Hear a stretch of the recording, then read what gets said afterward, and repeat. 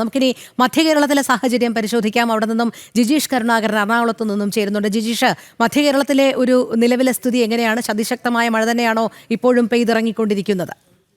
രോഹിണി, ഇന്നലെ മുതൽ പെയ്ത മഴ ഇന്നലെ പുലർച്ചെ മുതൽ തന്നെ വലിയ മഴയായിരുന്നു. അർദ്ധരാത്രിയിലും എല്ലാം തന്നെ അത് വലിയ തോതിലുള്ള വെള്ളക്കെട്ടിന് പലയിടത്തും ഇടയാക്കിയിട്ടുണ്ട്. എറണാകുളം ജില്ലയിലാണെങ്കിലും സമീപ ജില്ലകൾ കോട്ടയം, ഇടുക്കി, തൃശ്ശൂർ ജില്ലകളിലും എല്ലാം തന്നെ വലിയ നാശനഷ്ടങ്ങളായിരുന്നു വിതച്ചിരുന്നത്. പ്രത്യേകിച്ച് വലിയ മരങ്ങൾ കടപുഴകി വീണുള്ള അപകടങ്ങൾ പല ഭാഗത്തുമുണ്ടായി. പോസ്റ്റുകൾ ഒടിഞ്ഞു വീണുള്ള അപകടങ്ങൾ വിവിധ ജില്ലകളിൽ നിന്നും, മധ്യകേരളത്തിലെ വിവിധ ജില്ലകളിൽ നിന്നും റിപ്പോർട്ട് ചെയ്തു. മാത്രമല്ല, പല പ്രദേശങ്ങളും പൂർണ്ണമായും തന്നെ വെള്ളക്കെട്ടിലാകുന്ന സ്ഥിതി ഉണ്ടായിട്ടുണ്ട്. എറണാകുളം ജില്ലയുടെ പല മേഖലകളും നഗരപ്രദേശങ്ങളിലടക്കം ഇത്തരത്തിലുള്ള വെള്ളക്കെട്ട് പ്രശ്നം കാലങ്ങളായി അഭിമുഖീകരിക്കുന്നുണ്ട്. ഒപ്പം തന്നെയാണ് ജില്ലയുടെ പ്രാന്തപ്രദേശങ്ങളിലും രൂക്ഷമായ ഒരു വെള്ളക്കെട്ടിലേക്ക് പോയത്. നമ്മൾ ഈ ദൃശ്യങ്ങളിൽ കാണുന്നത് നെട്ടൂർ ഭാഗമാണ്. എറണാകുളം നെട്ടൂർ ഭാഗത്ത് വീടുകൾ കാറ്റിലും മഴയിലും തകർന്നിരിക്കുന്നു. മരങ്ങൾ കടപുഴകി വീണതിനെ തുടർന്നാണ്. തൊട്ട് അടുത്ത്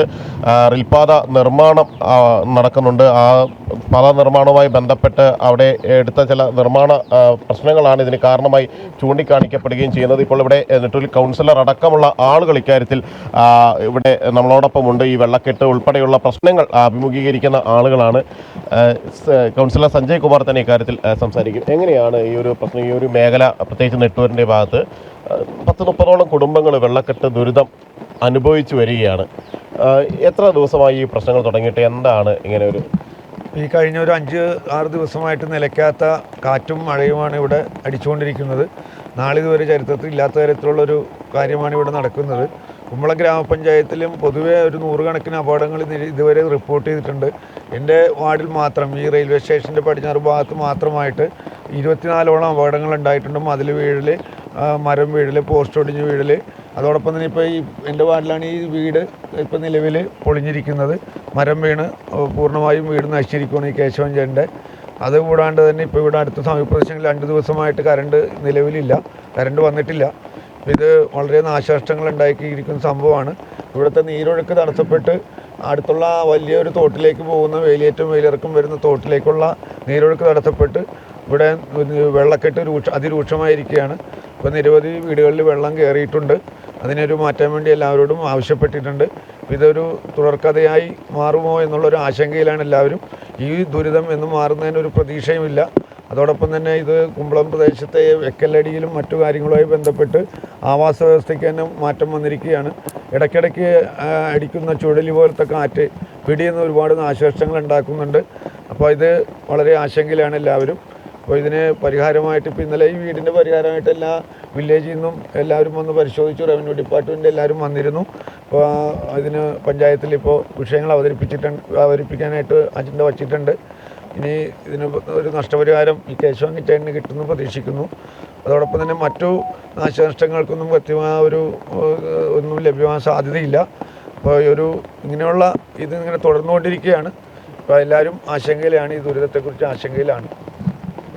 കേശവൻചേട്ടാ, ഇത് എപ്പോഴാണ് വീട് ഇത്തരത്തിൽ പൂർണ്ണമായും തകർന്നത് കാറ്റിൽ? കാരണം ഇതിൻ്റെ മേൽക്കൂര അടക്കം പൂർണ്ണമായും തന്നെ തകർന്നു വീണിട്ടുണ്ട് ഈ കാറ്റിൽ. നിരവധി വീടുകൾ, ജില്ലയുടെ 182ഓളം വീടുകളാണ് ജില്ലയിലാകെ തകർന്നിരിക്കുന്നത്. ഇവിടെ വലിയൊരു നാശനഷ്ടം തന്നെയാണ് ഉണ്ടായിരിക്കുന്നത്. എന്തൊക്കെയാണ് അവിടെ സംഭവിച്ചിരിക്കുന്നത്? എങ്ങനെയാണ് ഇപ്പോഴത്തെ താമസം?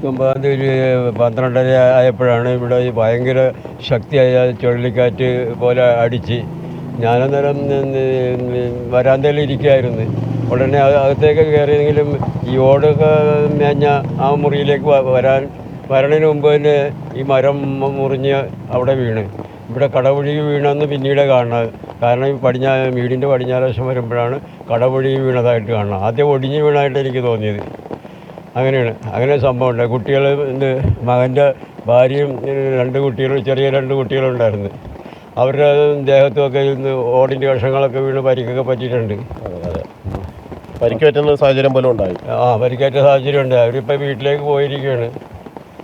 എങ്ങനെ ഒരു നാശനഷ്ടത്തിന് വേണ്ടി അപേക്ഷയൊക്കെ കൊടുത്ത് കാത്തിരിക്കുകയാണ്. അപ്പോൾ പഞ്ചായത്തിലും വില്ലേജിൽ നിന്നൊക്കെ ആളുകൾ, മെമ്പർ പറഞ്ഞാൽ പഞ്ചായത്തിൽ നിന്ന് വില്ലേജിൽ നിന്ന് ആളുകളൊക്കെ വന്ന് അവരൊക്കെ നോക്കിയിട്ടൊക്കെ പോയിട്ടുണ്ട്. ഇനി AE വരാനുണ്ട്. അത് AEൻ്റെ ഫയലൊക്കെ കിട്ടിയതിന് ശേഷം വരുള്ളൂ എന്നാണ് മെമ്പർ പറഞ്ഞത്.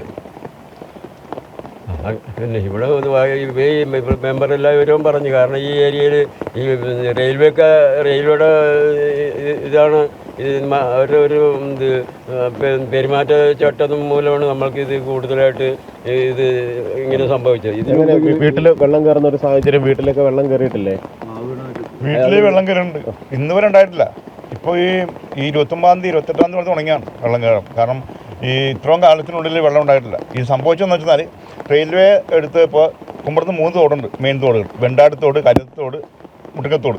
ഈ തോട് 3 അടഞ്ഞുപോയി, 4 കാണ അടഞ്ഞുപോയി. ഇതുകൊണ്ടേ സംഭവിച്ചു മുഴുവനും. അല്ല ഉണ്ടാവില്ല. പക്ഷേ ഇന്നലെ കഴിഞ്ഞ ദിവസം ഞാൻ വന്ന റെയിൽവേ സാറിനെ വിളിച്ചു വരുത്തി. അദ്ദേഹം നോക്കിയിട്ട് പറഞ്ഞത് പരിഹാരം ഉണ്ടാക്കുമെന്നാണ്. അങ്ങനെ JCB വെച്ച് തോടൊക്കെ ഉണ്ടാക്കി വിട്ട്, പക്ഷെ ഇന്നലെ വെള്ളം പോകണില്ല. ഇതുകൊണ്ട് ഇതാണ് വെള്ളം നിന്നാണ് ഈ പ്രശ്നം ഉണ്ടാകുന്നത്. വീടുകളുണ്ട് ഈ ഭാഗത്ത്? 28 വീടുണ്ട് ഇപ്പോൾ വെള്ളത്തിൽ കിടങ്ങുള്ളൂ 2. പിന്നെ ഈ അപ്പുറത്തേക്ക് പോകാൻ ഒരുപാടുണ്ട്. ഇതിപ്പോൾ ഈ വാർഡിൽ തന്നെ 28 വീട് വെള്ളത്തിനകത്താണ്. ഈ KSEBയുടെ പോസ്റ്റുകളടക്കം ഒടിഞ്ഞു വീണിട്ടുണ്ട് അല്ലേ? ഇത് 3 പോസ്റ്റ് ഒടിച്ചിട്ടുണ്ട് ഈ വാർഡിൽ തന്നെ. ഈ റോഡിൽ തന്നെ 3 പോസ്റ്റ് ഒടിച്ചിട്ടുണ്ട്. മാവ് വീണാണ്. ഇപ്പം എൻ്റെ വീട്ടിൽ മാവും 5 അടക്കാനും വീണുള്ളപ്പം നമ്മൾ വില്ലേജിൽ പറഞ്ഞിട്ടുണ്ട്. ഈ ഒരു 3 ദിവസങ്ങളും തുടർച്ചയായ മഴ തന്നെയാണ് ഇവിടെ പെയ്തുകൊണ്ടിരുന്നത്? 3 അല്ല, അതിൽ കൂടുതലായി. കാറ്റ് വന്ന് ചുഴലിക്കാറ്റാണെന്ന് പറഞ്ഞത്, എനിക്കറിയില്ല എന്താണെന്ന്. അതിനാണ് സംഭവിച്ചത് മരം വീഴാൻ കാരണം. ചുഴലിക്കാറ്റാണെന്ന് അവർ വന്നാൽ എനിക്കതിനെ പറയാത്തതുകൊണ്ടോ ചുഴലിക്കാറ്റാണെന്ന് പറഞ്ഞു. അതുകൊണ്ടാണ് ഈ മൊത്തം പോയത്. അപ്പം നമ്മൾ എന്ത് പറയാൻ പറ്റും?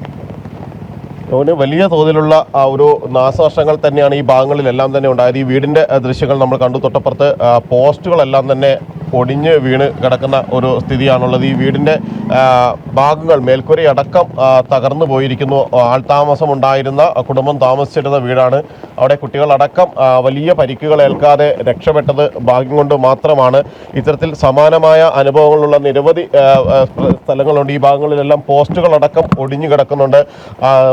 വലിയ മരങ്ങൾ കടപുഴകി വീണു. ഇങ്ങനെ തന്നെയാണ് എറണാകുളം ജില്ലയുടെ പല ഭാഗങ്ങളിലും വലിയ തോതിലുള്ള അപകടങ്ങൾ ഈ ഒരു കാലവർഷക്കെടുതിയിൽ ഉണ്ടാകുന്നതിൽ പ്രധാനപ്പെട്ട കാരണമെന്ന് പറയുന്നത് ഈ കാറ്റും മഴയും ആഞ്ഞടിച്ചു. പലയിടത്തും ചതുപ്പായ പ്രദേശങ്ങൾ വെള്ളം കെട്ടി നിൽക്കുന്ന സാഹചര്യം ഉണ്ടായതോടുകൂടി മറ്റൊരു വീടിൻ്റെ ദൃശ്യങ്ങളാണ് നമ്മൾ കാണുന്നത്. ഇന്ന് നെട്ടൂർ ഭാഗത്ത്, ഈ കുമ്പളം ഭാഗത്ത് മാത്രം തകർച്ച നേരിട്ട, കാറ്റിലും മഴയത്തും വലിയ നാശനഷ്ടങ്ങൾ സംഭവിച്ച നിരവധി വീടുകളിൽ ഏതാനും വീടുകൾ മാത്രമാണ് ഇത്. മാത്രമല്ല പല സ്ഥലത്തും വെള്ളം കടന്നു പോകുന്ന വഴിയിലടക്കം വെള്ളം കെട്ടി നിൽക്കുന്ന കാഴ്ചയും നമുക്ക് കാണാൻ കഴിയും. ആളുകൾക്ക് നടക്കാൻ കഴിയാത്ത വിധത്തിൽ ഈ ഭാഗങ്ങളിലെല്ലാം തന്നെ വലിയ തോതിൽ വെള്ളക്കെട്ടുണ്ട്. ഇലക്ട്രിക് പോസ്റ്റുകൾ 3 ദിവസമായി വൈദ്യുതി പൂർണ്ണമായും ഈ ഭാഗങ്ങളിൽ നിലച്ചിരിക്കുകയാണ്. വീണ്ടും പോസ്റ്റുകൾ സ്ഥാപിച്ച് ലൈനുകൾ വലിച്ചാൽ മാത്രമാണ് വൈദ്യുതി ബന്ധം പുനഃസ്ഥാപിക്കാൻ കഴിയുകയുള്ളൂ. അങ്ങനെ വലിയ ഒരു ദുരിതം തന്നെയാണ് ആളുകളെ സംബന്ധിച്ചിടത്തോളം അനുഭവിക്കുന്നത്. വലിയ ഒരു കയത്തിലൂടെ തന്നെയാണ് ആളുകൾ കടന്നു പോവുകയും ചെയ്യുന്നത്. ഈ അപകടങ്ങളെല്ലാം തന്നെ തരണം ചെയ്ത് മുന്നോട്ട് പോകുന്നു. ജില്ലയുടെ പല ഭാഗങ്ങളിലായി വലിയ നാശനഷ്ടങ്ങൾ റിപ്പോർട്ട് ചെയ്യപ്പെട്ടിട്ടുണ്ട്. മരങ്ങൾ കടപുഴകി വീണ് തന്നെയാണ് പല അപകടങ്ങളും ഉണ്ടായത്. പ്രത്യേകിച്ച് നഗരപ്രദേശങ്ങളിലെല്ലാം തന്നെ മണിക്കൂറുകൾ നീളുന്ന ഒരു ഗതാഗത കുരുക്കിന് ഈ ഒരു ഇത്തരത്തിലുള്ള കാറ്റും മഴയും തുടർന്നുള്ള മരങ്ങൾ കടപുഴകി വീണത് കാരണമായിരുന്നു. പലയിടത്തും വെള്ളം കെട്ടി നിൽക്കുന്നു. വീടുകളിലേക്ക് പോലും വെള്ളം കയറി നിൽക്കുന്നു. ഇപ്പോൾ വേലിയിറക്ക സമയമാണ്, അതുകൊണ്ട് മാത്രമാണ് വെള്ളം ഒരൽപ്പമെങ്കിലും താണിരിക്കുന്നത്. എന്നാൽ വേലിയേറ്റം വരുന്നതോടുകൂടി ഈ ഭാഗങ്ങളെല്ലാം തന്നെ വീണ്ടും പൂർണ്ണമായും വെള്ളക്കെട്ടിലേക്ക് മാറുന്ന ഒരു സാഹചര്യമാണ്. ഈ ആളുകളെല്ലാം തന്നെ ചൂണ്ടിക്കാണിക്കുന്നതും അവരവരുടെ പ്രശ്നങ്ങളായി പ്രധാനമായും അവതരിപ്പിക്കുകയും എല്ലാം ചെയ്യുന്നത് ഇതേ വിഷയം തന്നെയാണ്. കാരണം കാലങ്ങളായി അനുഭവിക്കുന്നതാണ് ഈ ഒരു ദുരിതം എന്ന് പറയുന്നത്. അത് ഒരു പരിഹാരമില്ലാതെ പോകും. പ്രത്യേകിച്ച് കാലുകളും തോടുകളും എല്ലാം സമയാസമയങ്ങളിൽ വൃത്തിയാക്കുന്ന ഒരു കാന ശുചീകരണം അടക്കമുള്ള പ്രവർത്തനങ്ങൾ നഗരഭാഗങ്ങളിൽ കാലങ്ങളായി കൃത്യസമയങ്ങളിൽ നടക്കുന്നില്ല എന്ന് ചൂണ്ടിക്കാണിക്കപ്പെടുന്നു. ഈ പോസ്റ്റുകൾ ഈ ഒരു അപകടത്തിൽ പൂർണ്ണമായും തകർന്നു വീണ പോസ്റ്റുകൾ, ഒപ്പം തന്നെ ലൈൻ കമ്പികളെല്ലാമാണ് നമ്മൾ കാണുന്നത്. അപകടകരമായ സാഹചര്യത്തിൽ പിന്നീട് ഇത് പൂർണ്ണമായും വൈദ്യുതി ഇവിടെ വിച്ഛേദിക്കുകയായിരുന്നു. അങ്ങനെയാണ് 3 ദിവസമായി ഈ ഒരു പ്രദേശത്ത് വൈദ്യുതി നിലച്ചിരിക്കുന്നത്. മാത്രമല്ല വീടുകളിൽ പലതിനും ഇത്തരത്തിൽ നാശനഷ്ടങ്ങൾ സംഭവിച്ചിട്ടുണ്ട്. ചെറുതും വലുതുമായ നാശനഷ്ടങ്ങൾ സംഭവിച്ചിട്ടുണ്ട്. ദൃശ്യങ്ങളിൽ നിന്ന് തന്നെ അത് വ്യക്തമാണ്. കാരണം വലിയ രീതിയിലുള്ള നാശനഷ്ടങ്ങൾ തന്നെയാണ് എറണാകുളം ജില്ലയെ സംബന്ധിച്ചിടത്തോളം ഈ മഴയിൽ ഉണ്ടായിരിക്കുന്നത്. അതിശക്തമായ കാറ്റാണ് ഇത്തരത്തിൽ വലിയ മരങ്ങളടക്കം കടപുഴകി വീടുകൾക്ക് മേൽ പതിക്കുകയും വീടുകൾ ഭാഗികമായി തകരുകയും ഒക്കെ ചെയ്യുന്ന സ്ഥിതിവിശേഷത്തിലേക്ക് എത്തി.